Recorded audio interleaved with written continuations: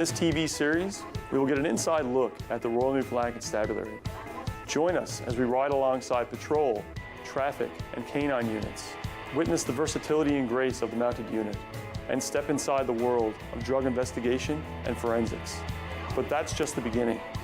We'll also get a look at how our officers are committed to serve with empathy and respect. This is more than just policing. This is your RNC in action.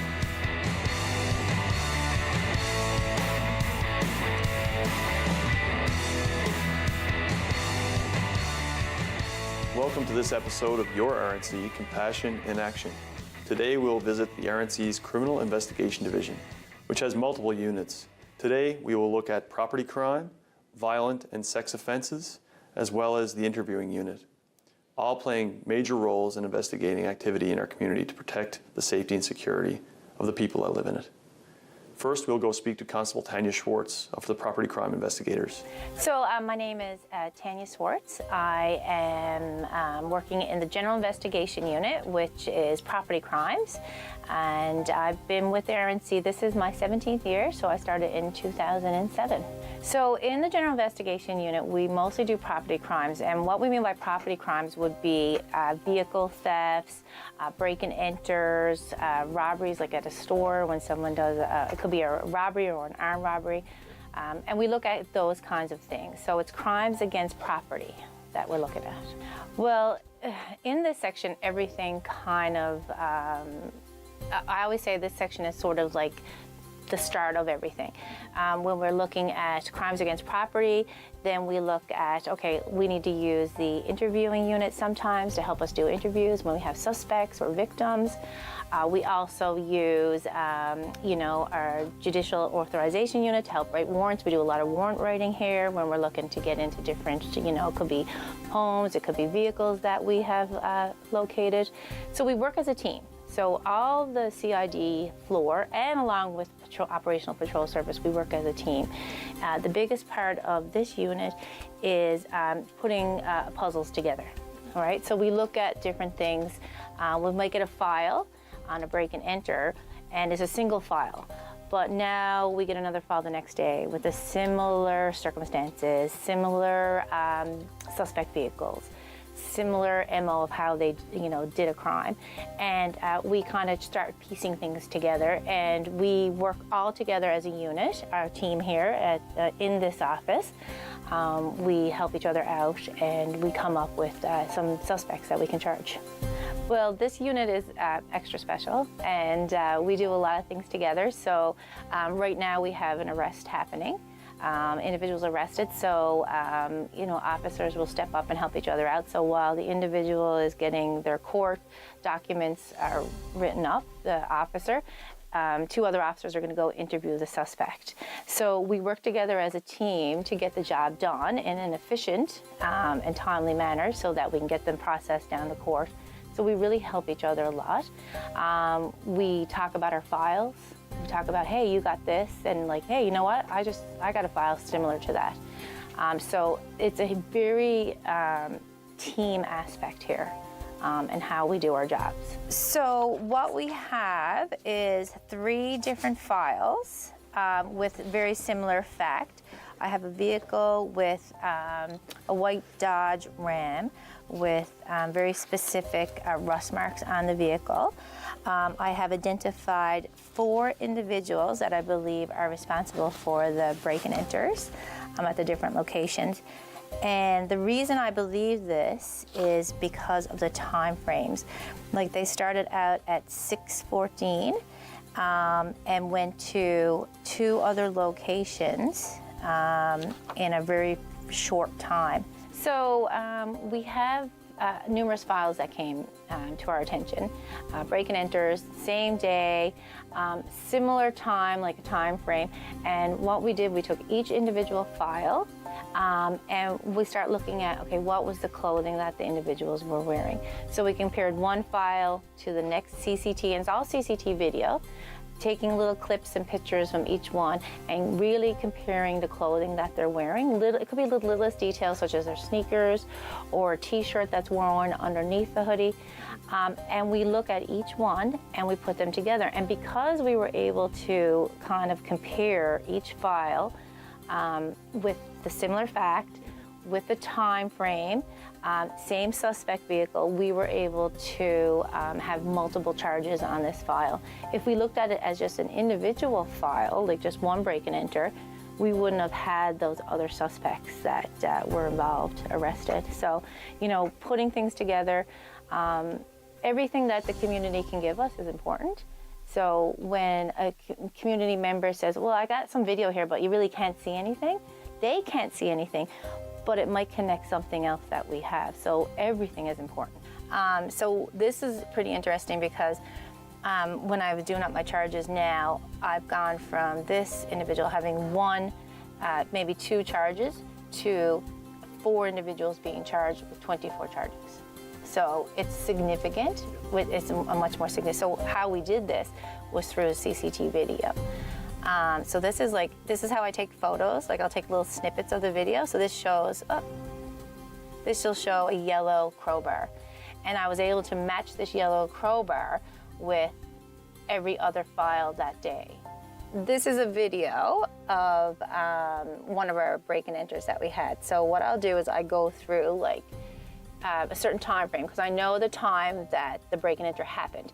So what we'll do is we'll go back so far from the time that it started and start reviewing the video to see, okay, what is happening? Like, so you guys are like, oh, there's nothing happening here, right? But as we watch through it, and what we usually do is we'll speed through, see if anything comes into our eyes. And there could be like hours and hours of footage like that you're trying to go through. So it is time consuming. And here you'll see eventually, over here on this corner, you'll see this white truck. You can hardly see it, right? But I see people moving around it. So I'm like, okay, I got something here as a white truck, right? Then what we'll do, oh, here he comes. So I was like, oh, awesome, stop. All right, so let's stop it. I'll look at the time. I'll note the time on my notes. What is unique about this truck, and you can see a little bit here, this white truck has rust around this tire. This is a key thing from me matching, because there's all kinds of white GMC trucks around. But this specifically has white rust around the rims of the back of the driver's side. So this was important because when I looked at other video at other locations, guess what? White truck, rust around the rim, right? So now I'm saying, okay, we got this. So we have that vehicle located. It is, mobile support unit is sitting on that now. I'm gonna do a warrant to search that vehicle. With the assistance of the Judicial Authorization Unit, they're going to give me a hand writing the warrant. And then we're going to get forensics to come and process the vehicle once that warrant's signed from the judge, okay? And see what's inside. So next is just getting these guys identified. And I'm going to go through all the CCTV video and see if we can identify them by clothing descriptions, see if operational patrol services can identify those guys, because they're pretty aware of who's out and about at that hour in the morning. Okay. Thanks. That's it. All right. Thanks, guys. Good.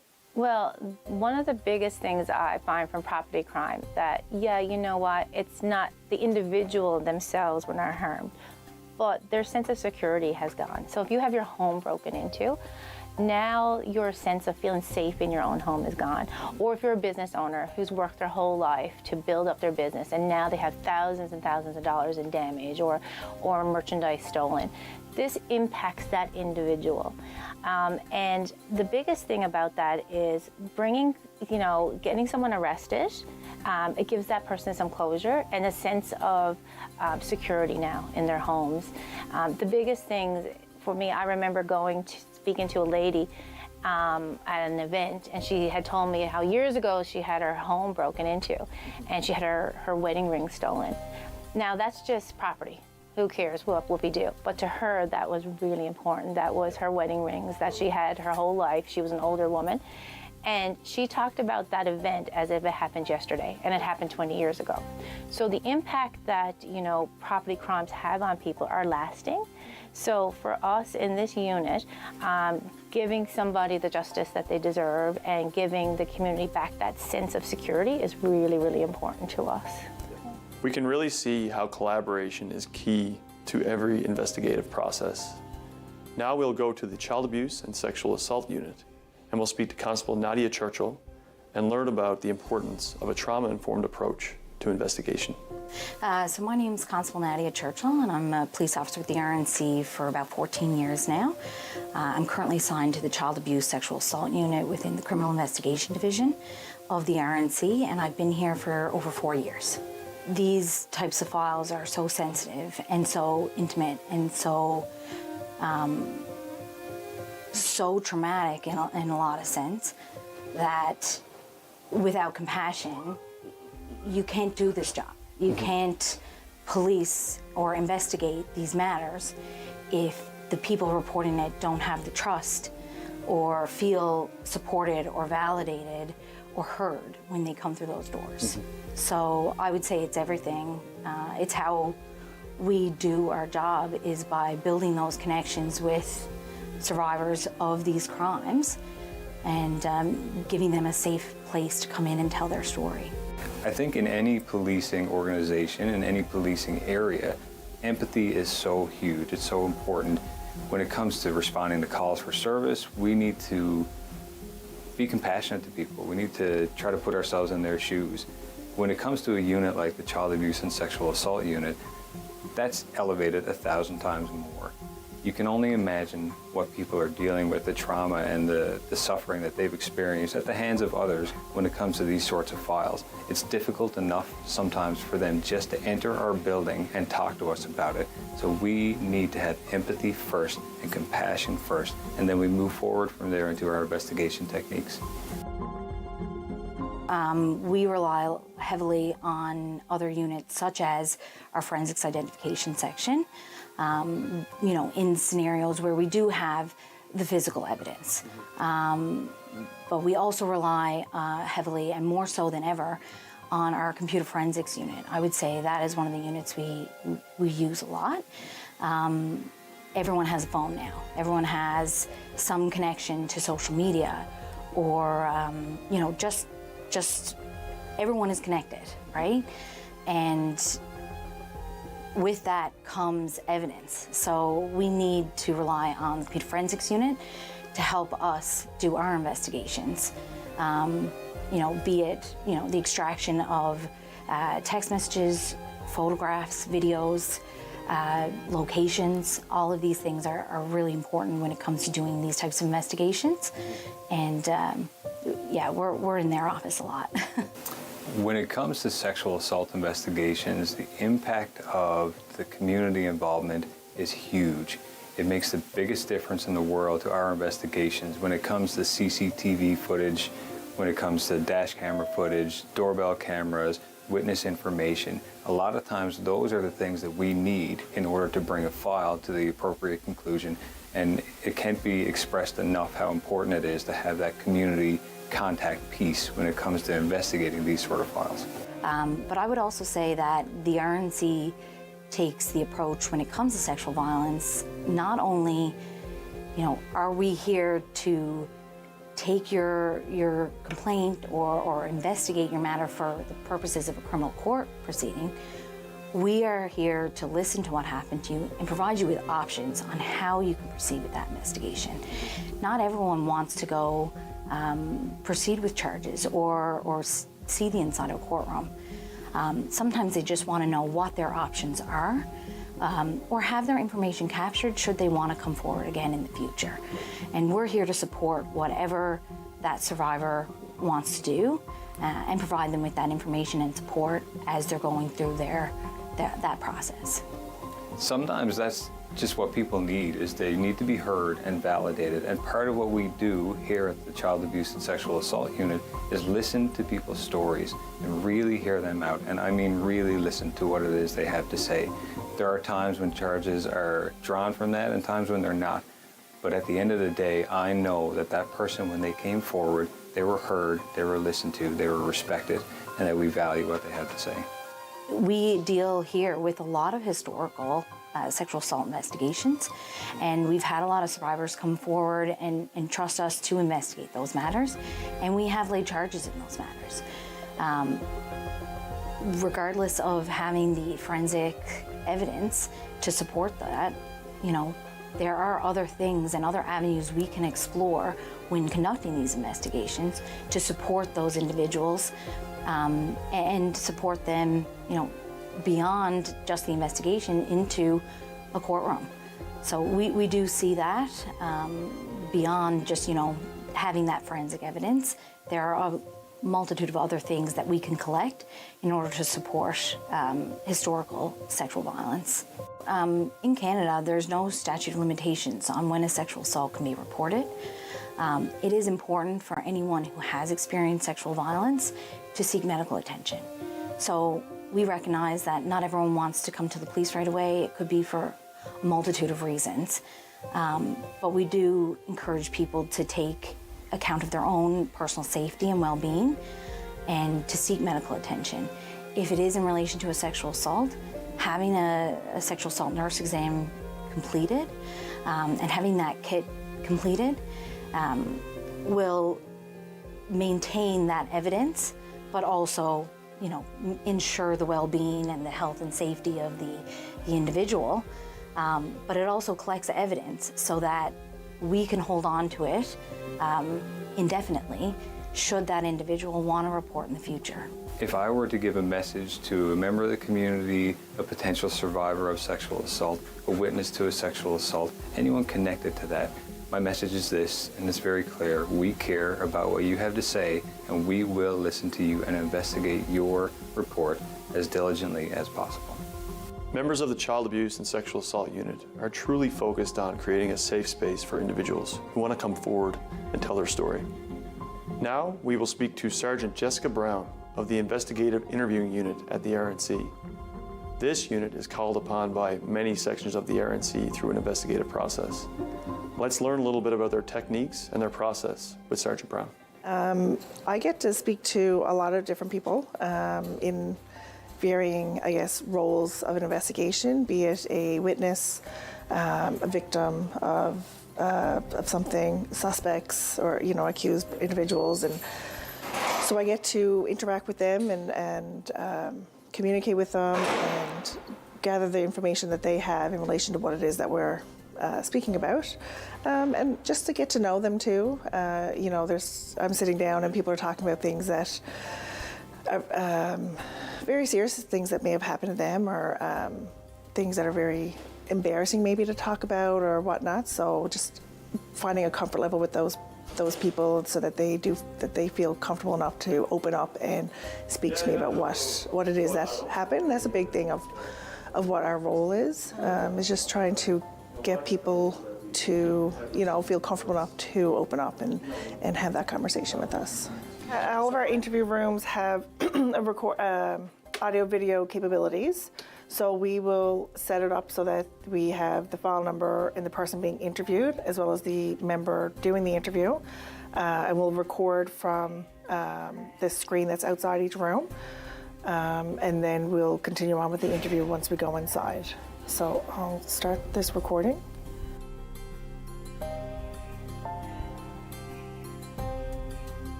Okay.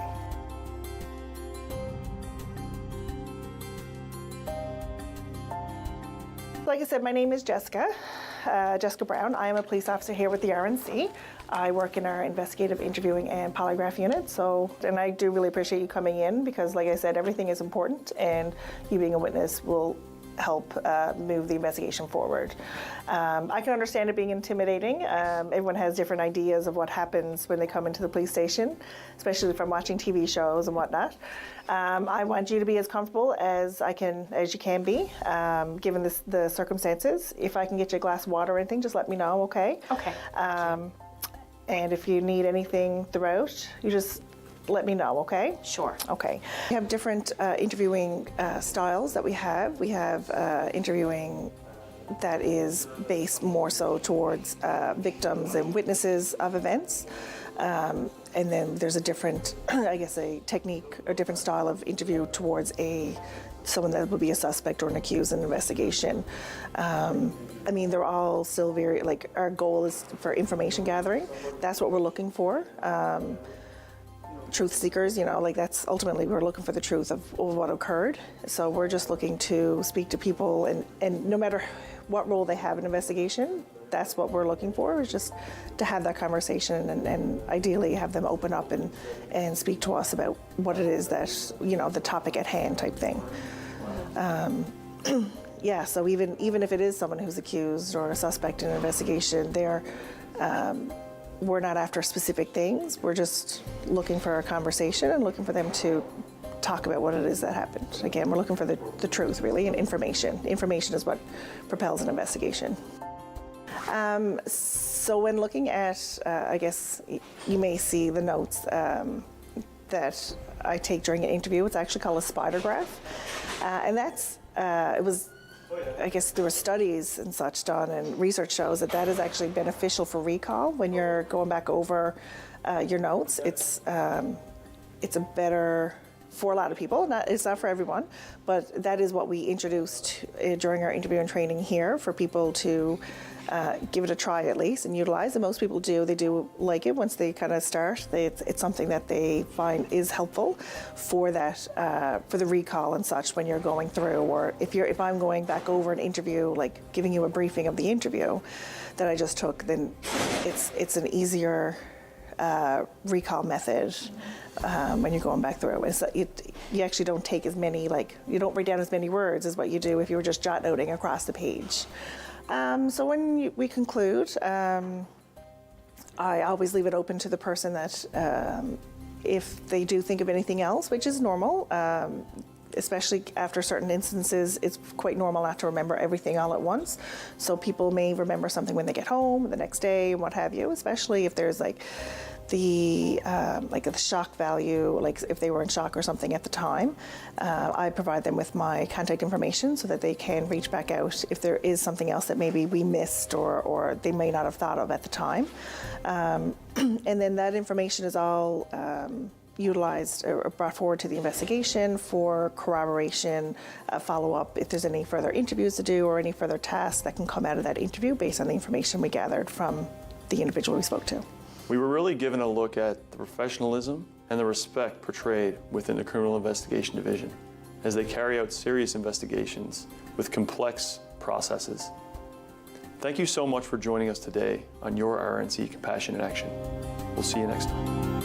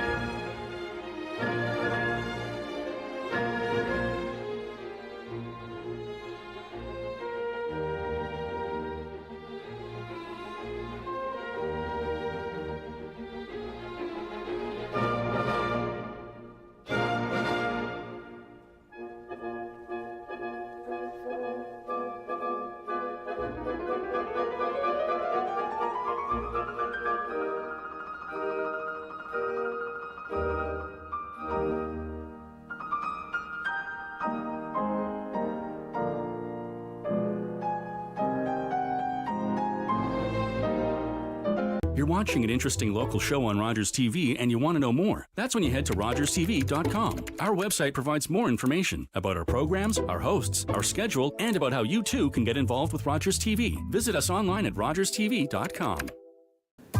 We want to hear from you. Provide feedback on this show or find out how you can get involved. Call, email us, or scan the QR code to take our quick survey. These days at your local Legion, we're marching to the beat of a different drum. On a mission to support veterans, to have fun, and to welcome everyone to our ranks. You don't have to be a veteran to join the Legion. And as a member, you'll join thousands of others serving our veterans, our communities, and our country. Oh yeah, and our Member Perks program will save you thousands on shopping, dining, products, and services across the country. Join us at legion.ca. Donations to the War Amps have a lasting impact on amputees. Today, your support gives them the artificial limbs and resources they need for everyday activities and learning to live with amputation. Having access to our essential programs helps amputees prepare for tomorrow on their road to independence. The War Amps is committed to improving the quality of life for Canadian amputees, but this wouldn't be possible without you.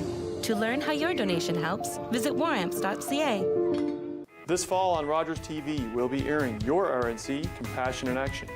It's a glimpse inside the world of Newfoundland and Labrador's Provincial Police Service, as we collaborate to provide the highest standard of policing to our communities, whether it's a ride with patrol operations, police dog services, forensic identification services, or the many other sections of the RNC. Join us this fall on Rogers TV and step inside the world of the Royal Newfoundland Constabulary.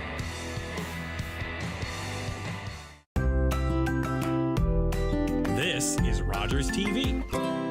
You're watching an interesting local show on Rogers TV and you want to know more. That's when you head to rogerstv.com. Our website provides more information about our programs, our hosts, our schedule, and about how you too can get involved with Rogers TV. Visit us online at rogerstv.com.